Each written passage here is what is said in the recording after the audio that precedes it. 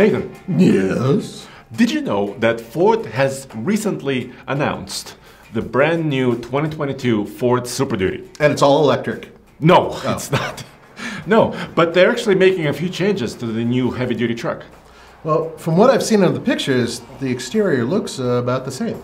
Yes, you would be right, mostly, because they do have new colors and new trim packages. Yes, but in this episode of TFL Talkin Trucks, I want to actually go over all the changes. Okay. See how the new Super Duty compares against its competition. And also answer this question.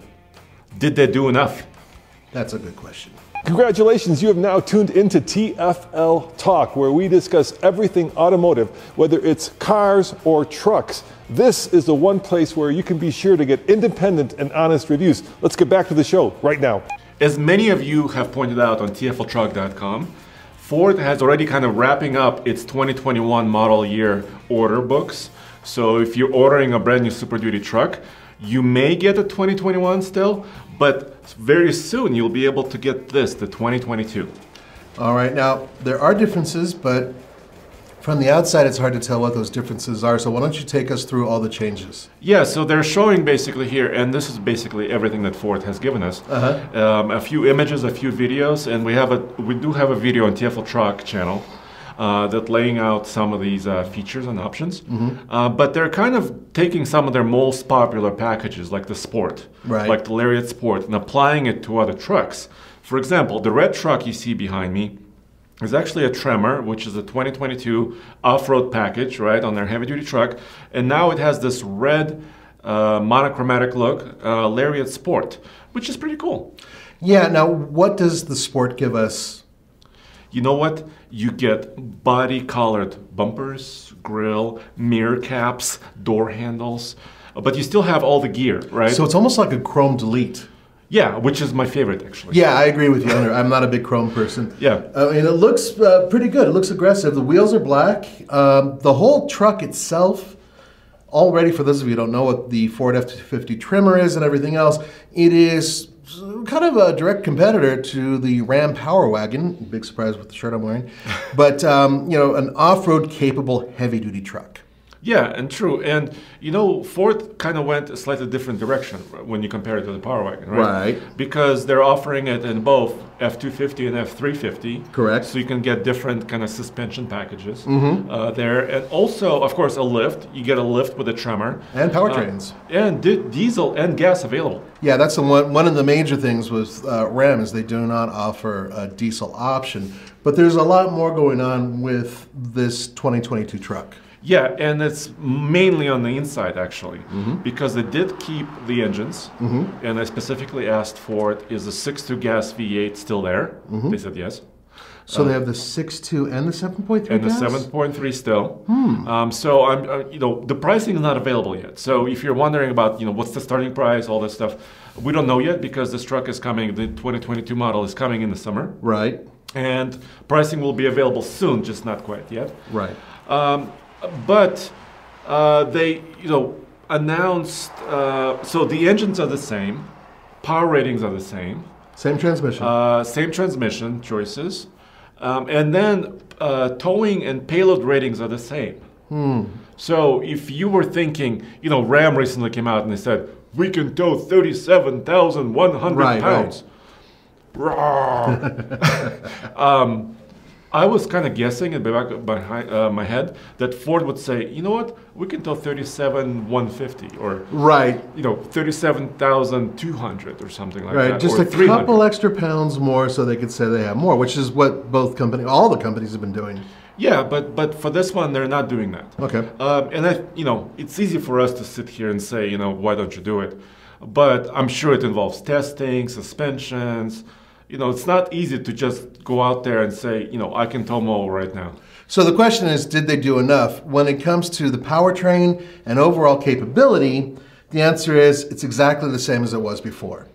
Yes. Right? Okay. Yes, so let's touch on that a little bit later because did they do enough question, right? Because I want to show you the interior. Now this is something else. Yes, so if you're watching, if you're just listening to us, you could also watch this podcast on TFL Talk. And if you're watching us, you could also listen to us. Yes, and if you're listening to us, what we're looking at right now is a picture of the new interior. And by new, I mean the dash, the center stack, and that infotainment screen completely different, which is a good thing. Yeah, so basically, and I think a lot of customers have asked for this, right? Yeah. And we have recently, over the last few years, we've been testing Super Duty trucks. And We even owned one. Yeah, we owned the 2020 model.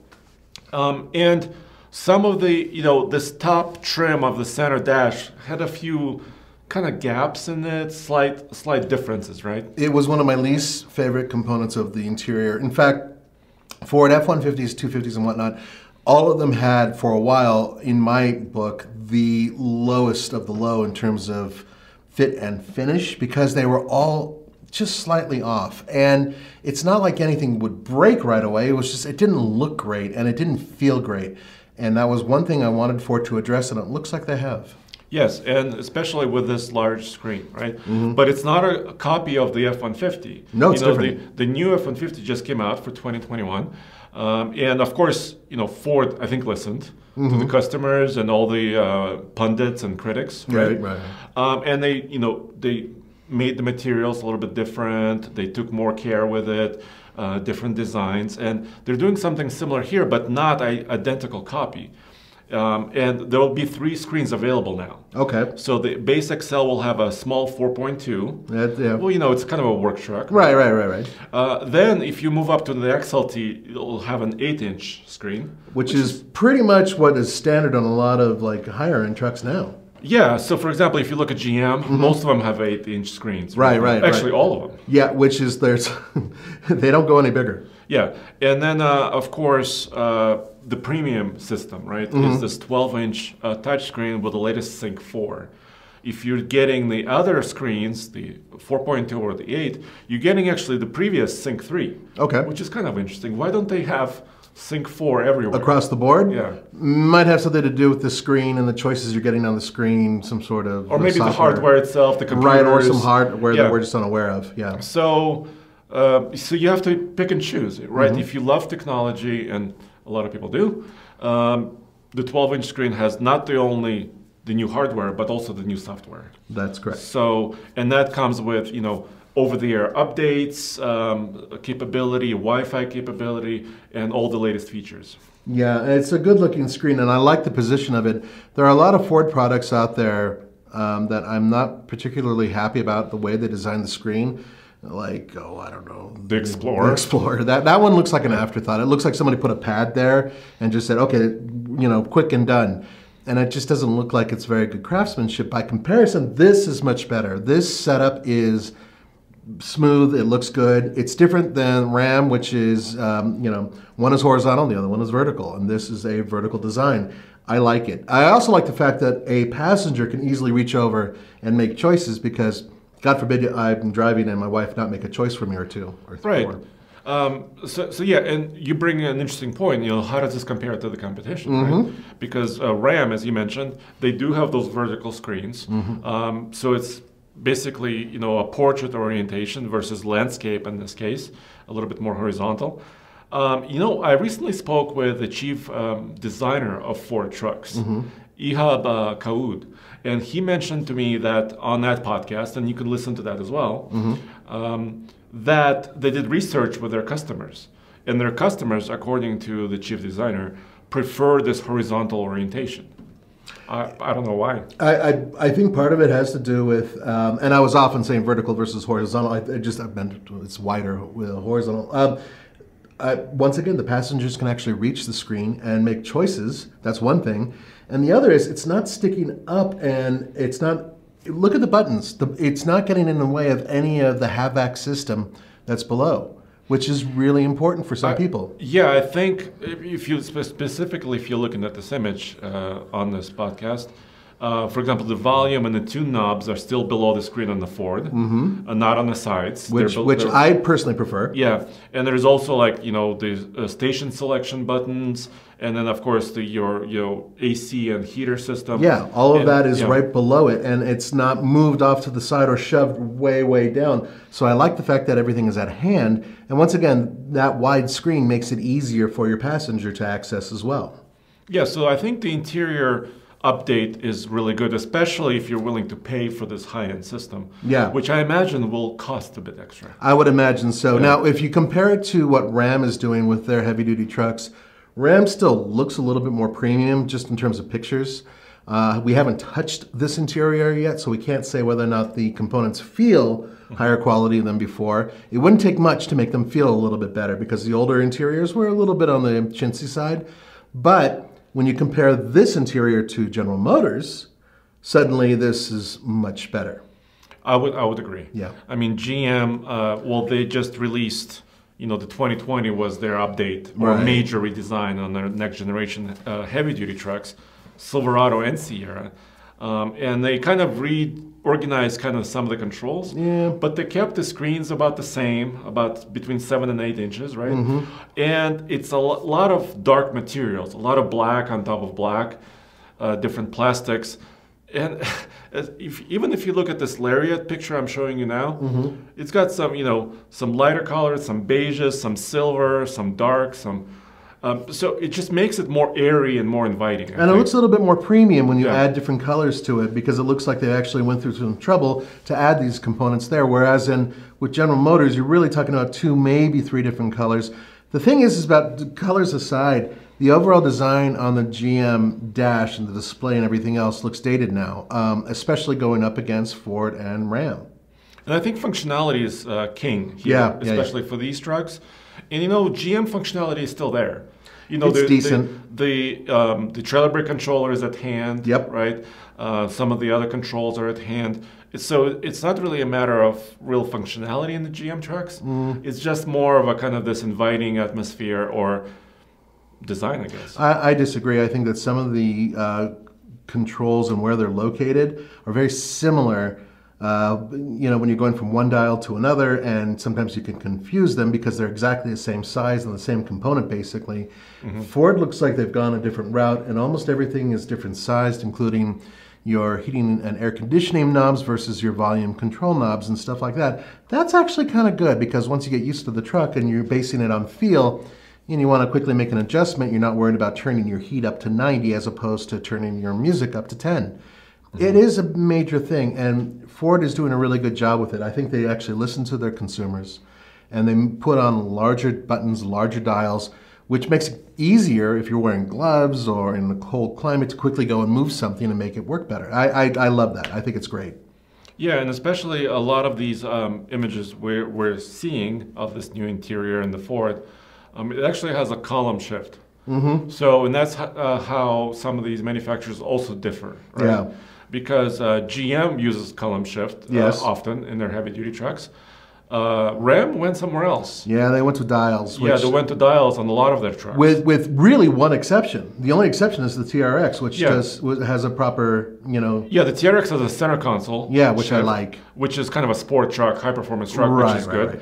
Also, some base models on the Rams do have columns. Right, but it just depends. Right, but when you're competing with the higher-end stuff like this, you have the rotary dial, which works just fine. It's just not my favorite. I much prefer feeling something, a positive engagement of having a lever that you pull down and put it into drive or reverse. And of course, some people who don't like column shifts often say that, like for example, in park, you may be able to see your screen, but in drive, because the shifter actually is moved, you may be blocking your view of some button or something. But I'm kind of old school. I still love that column shift. I prefer it, and if you look at this picture, it's not blocking anything in park. That's another thing I like. It's very clear IP in the front. It looks good, and you still get a variety of different components on the lower section of the vehicle that make it for easy storage with cup holders and a large storage center console. I mean, it's quite nice, and the seats look great. So far, I'm really impressed with what I'm seeing, if you couldn't tell. Yeah, and if you look at the outside once again, the 2022 Ford, the Super Duty trucks, you won't really be able to tell a difference. From Yeah, it the looks previous exactly year. the same on the outside. So same headlight designs, tail light designs, some of the bumpers and grills. But they just redid it, right? Yeah, 2020 was quite a refresh as well. Right. And of course, powertrains are pretty good, especially the diesel engine that we've tested before, the 6.7 liter. One of our leading diesels. Yeah, it was quick, powerful, and efficient. I mean, it combines a lot of great elements together. So I'm okay with them not updating the diesel, just personally. But you know what? I wanted the Godzilla to have a little bit more meat, the 7.3. 430 horsepower is okay, but, and I guess they're not really pressed by anybody. GM is not out there, pushing them to, with their gasoline engines. No, not at all. And Ram has that old Hemi, Yeah. but it's been around forever. Yeah, so maybe when the competition kind of pushes them or somebody else pushes them, right, they might upgrade their power ratings. But you know what I wanted in this truck? A hybrid. Speaking from the man who actually owns a hybrid Ford product, I think that might be long in coming.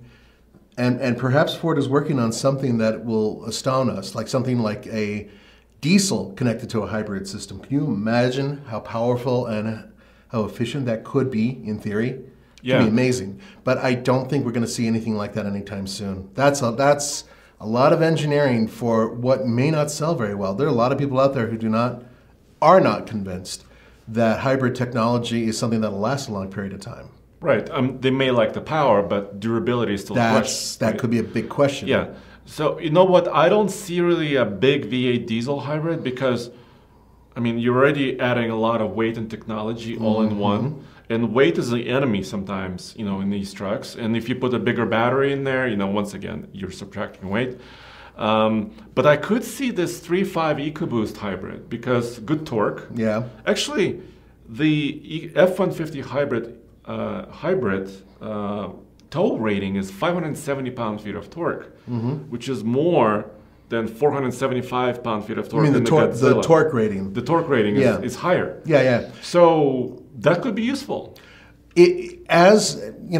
What if they were to take that same system and couple it to the 7.3 liter V8? Ooh.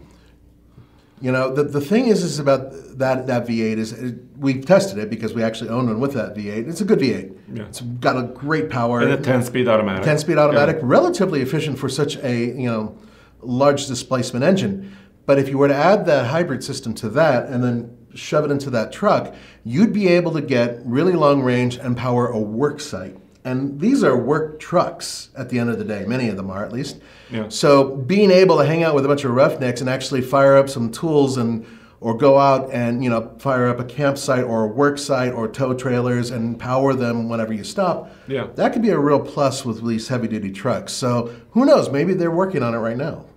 Yeah, and that's a great question. Recently, there was that cold storm that hit, some of the southern states and Texas.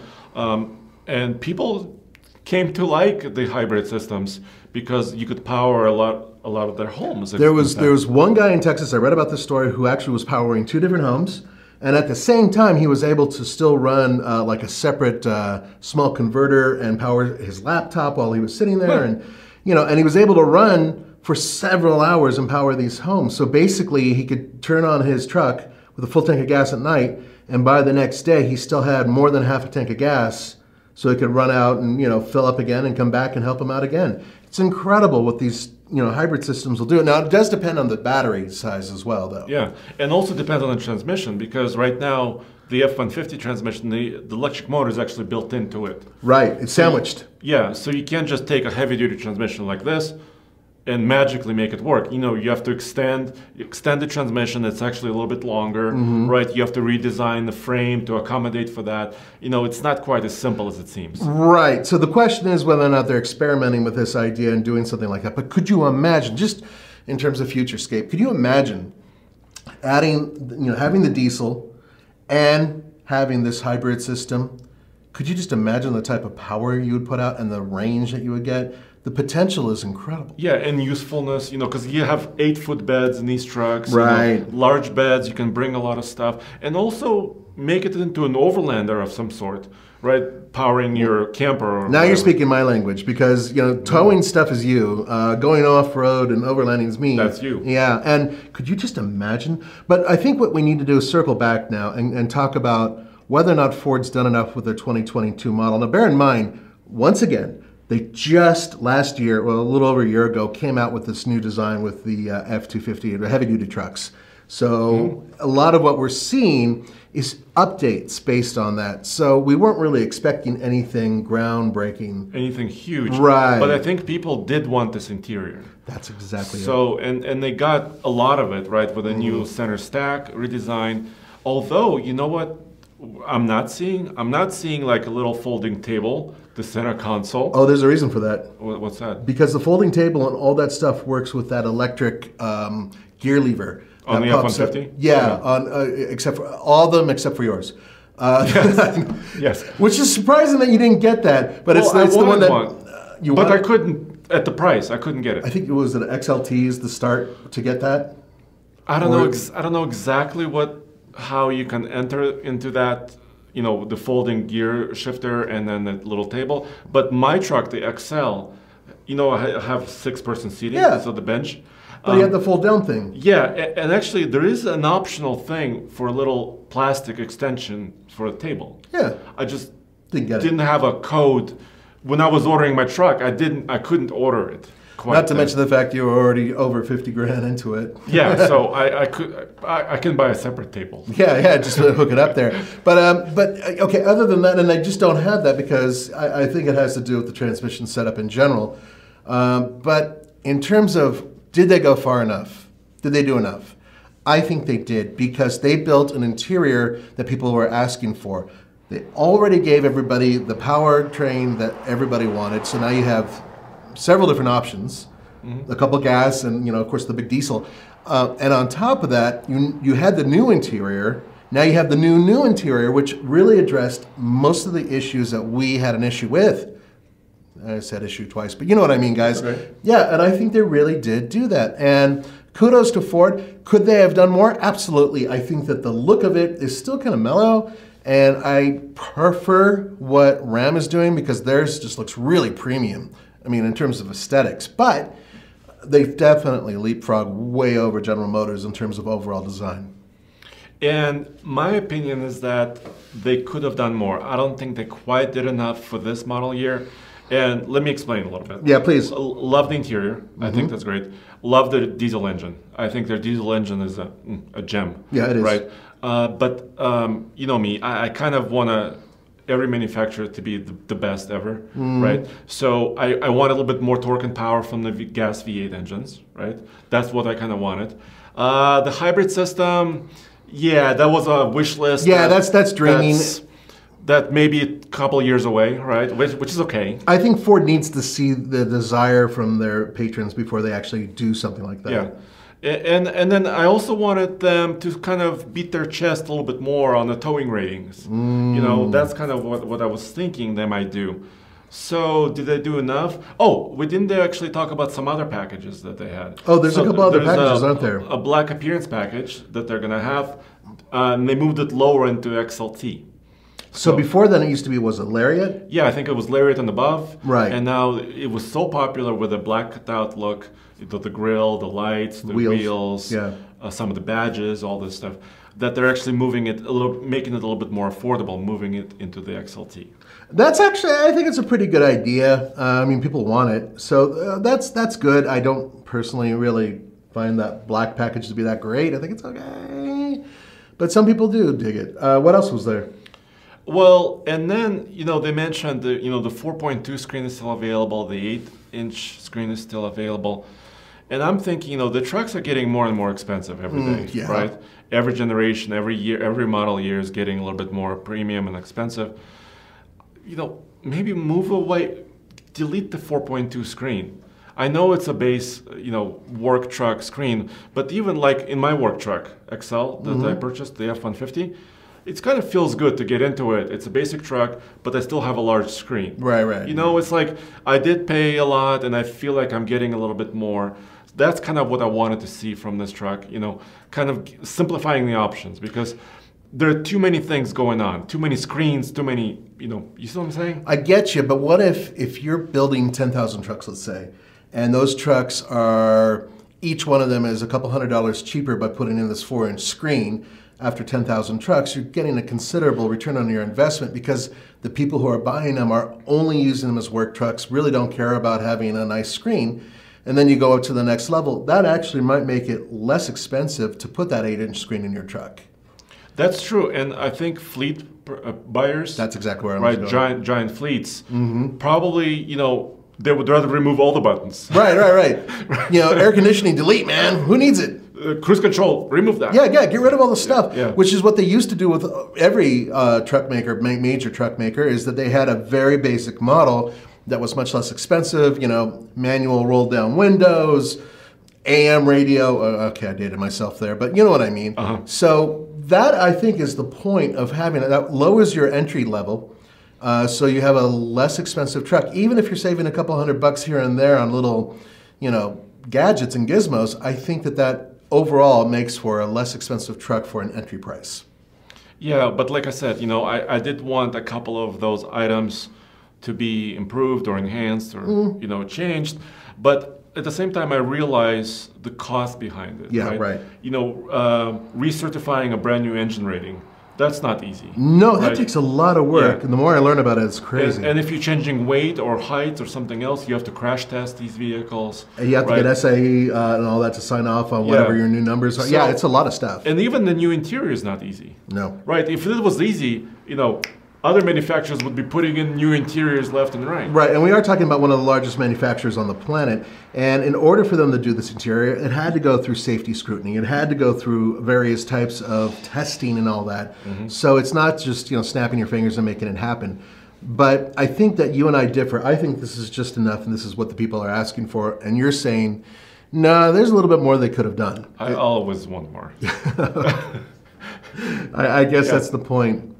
Yeah, and also, you know, how hard is it to add 100 pounds of towing rating? It is kind of hard. You just contradicted yourself. It's really hard. The question is, you know, do they, as Mr. Truck would say, do they sprinkle fairy dust and simply say, oh, yep, it can tow 100 pounds more. Now we beat, you know, our competition by, you know, X amount of pounds. Or do you go through all of the, you know, difficult things, the hurdles to get to a rating that has been agreed on with everybody else, which means that maybe you've changed the way the vehicle's cooled, or the way the transmission works, or the mapping, or the timing, or any number of things to make that truck better. So rather than take the simple route, they've done the basics, they've given people what they want, and they haven't added fairy dust to these numbers yet. So I'm actually kind of grateful they haven't. I don't like fairy dust. I know you don't. Also, but you know, we don't have the granular level of the specs on this truck, because you know how it is.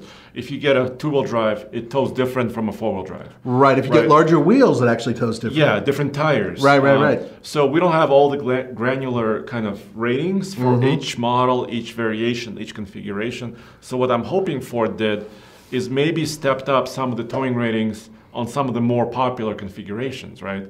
Like our F-250 that we had last year was rated to tow, I think, about 14,500 pounds.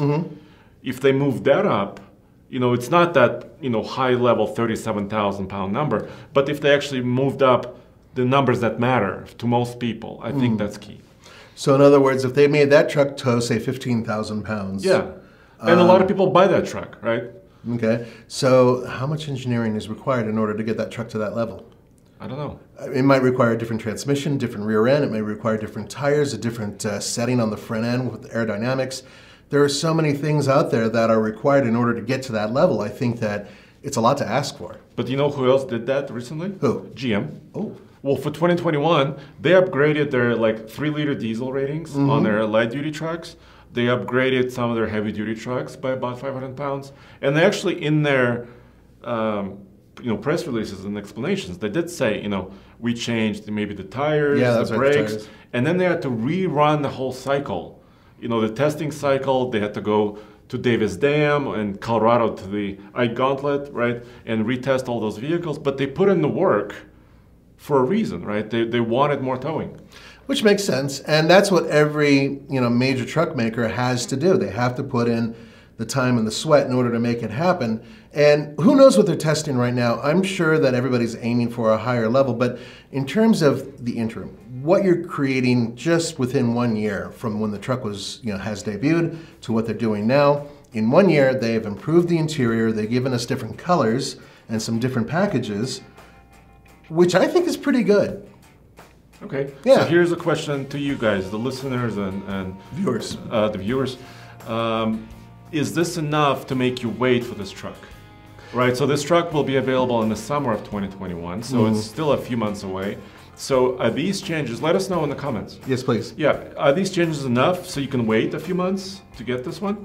Or are you gonna, just get the current truck?